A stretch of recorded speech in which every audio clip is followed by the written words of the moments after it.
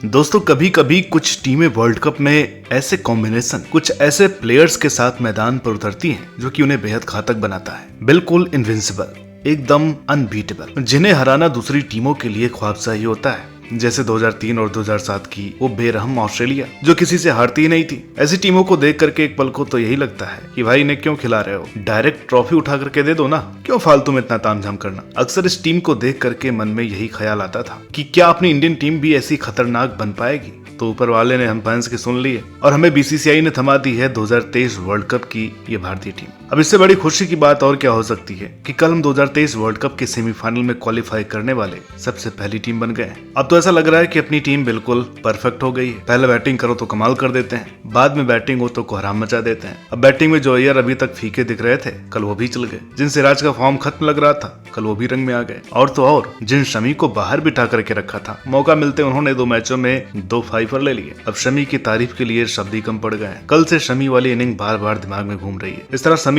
World cup में सबसे ज्यादा विकेट लेने वाले भारतीय गेंदबाज बन गए हैं, यानी 14 मैचों में 45 विकेट। और श्रीलंका की तो क्या ही बात की जाए। कल एक बार को तो मुझे ये लगा कि कहीं एशिया कप फाइनल का हाईलाइट तो नहीं लगा दिया है। फिर गौर से देखा तो पाया कि तो बेइज्जती की रिप्ले चल रही थी। सच कहूं तो इस मैच को एक तरफा कहना भी क्राइम होगा, क्योंकि मैच को एक तरफा बनाने के लिए कम से कम दूसरी तरफ से किसी को तो होना चाहिए, मगर यहाँ कोई तो दूसरा नजर ही नहीं है। अब देखा जाए तो आईसीसी, बीसीसीआई सबने पूरी कोशिश की थी इस मैच को वानखेड़े में रख करके 2011 वर्ल्ड कप का रिप्ले क्रिएट करने के चक्कर में। लेकिन भाई इन लोगों को क्या खबर थी कि श्रीलंका वाले क्या गुड़ गोबर करने वाले हैं। अब मैच उस मुकाबले से थोड़ा विपरीत हुआ। यहाँ टॉस जीतकर श्रीलंका ने पहले फील्डिंग चुनी और हमारे कप्तान साहब रोहित ये सोच करके मैदान में उतरे कि भाई ये T20 का मैच है, पहली बॉल पर चौका, दूसरी बॉल पर आउट। और फिर क्रीज पर जा मिले भारतीय क्रिकेट के वर्तमान और भविष्य के 2 सूत्र, किंग एंड प्रिंस। अब ये चीज अच्छी लगती है कि जिस दिन विराट नहीं चलते तो रोहित काम तमाम कर देते हैं, और अगर रोहित जल्दी निपट जाए तो विराट खूंटा गाड़ करके खड़े हो जाते हैं। गिल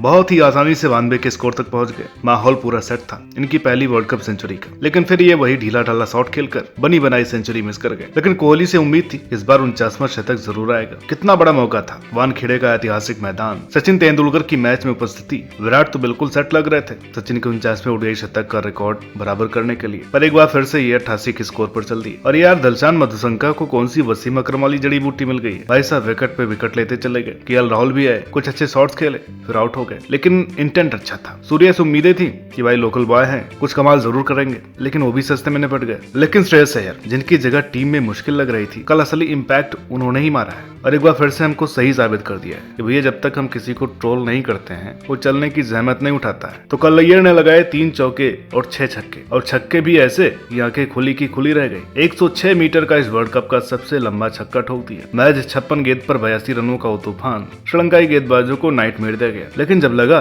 कि आखिर में अपना कोलैप्स होने लगा है, तभी सर जडेजा बोले कि रुको जरा सब्र करो, हमारी फिनिशिंग तो भी बाकी है। और तभी उपयोगी 45 रन ठोक दिए। तो जो स्कोर किसी समय 400 का लग रहा था वो श्रीलंका ने 357 पर रोका। यहाँ साउथ अफ्रीका हमसे 4 कदम आगे है। उनके वाले तो चीड़ फाड़ करके रख देते आखिरी 10 ओवर में। यहाँ अपने वाले थोड़े से लड़खड़ा गए, पर स्कोर अच्छा था। और सही बताएं तो अगर तरीके से खेला जाता तो स्कोर चेजेबल था। श्रीलंका टीम के इकलौते जाबाज सिपाही रहे दिलशान मधुशंका, जिन्होंने अपनी जान पर खेलकर कल फाइफर लिया। मगर भाई की बदकिस्मती तो देखो, फाइफर भी ऐसे मैच में लिया जिसे वो कभी याद नहीं रखना चाहेंगे। अब श्रीलंका की बैटिंग पर तो क्या ही बोला जाए, ये तो शुरू होते ही खत्म हो गए। पहले 10 ओवर का पावर प्ले बैटिंग के लिए होता है, न कि बॉलिंग के लिए। थोड़ा प्रदर्शन भी करना होता है। अब एक तो बात ये समझ में नहीं आ रही कि जो खिलाड़ी चोटिल हुए श्रीलंका के, उनकी जगह ये क्रिकेट प्लेयर ही आए ना। भाई कल तो इस टारगेट का मजाक बनाकर रख दिया। इतनी खराब बैटिंग, इसे शब्दों में बयां कर पाना मुमकिन नहीं है। यार थोड़ा तो टिक जाते। अब एशिया कप फाइनल में नहीं चले थे तो सोचा गया चलो बुरा दिन था, निपट गया। लेकिन कल फिर से वही दिक्कत। रोज रोज ये तमाशे थोड़ी ना देखे जाते हैं। 5 बैट्समैन तो खाता भी नहीं खोल पाए। श्रीलंका ने 24 गेंदों में सिर्फ 1 रन बनाया। टेस्ट मैच भी इससे तेज चलता है। एक पल को तो जब ये पावर प्ले में 14 पर 6 हो गए, तब इंडियन सपोर्टर्स ये कह रहे थे कि जो सबसे कम स्कोर है 35 पर ऑल आउट का, उस रिकॉर्ड को तोड़ना है। अब भाई ये जलवा है इंडियन बॉलिंग का। अब हम टोटल स्कोर डिफेंड करने के चक्कर में नहीं जाते, अब हम मिनिमम स्कोर का टारगेट सेट करने के लिए जा रहे हैं। तो कल भारत ने एक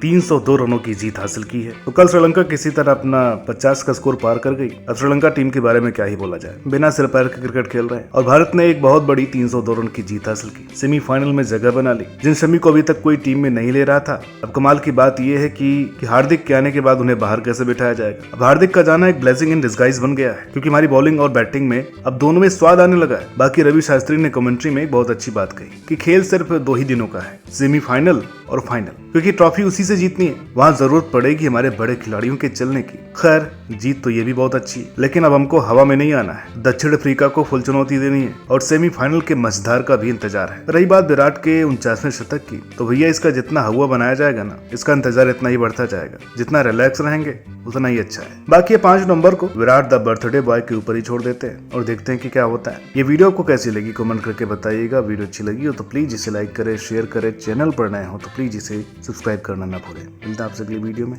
तब तक के लिए नमस्कार।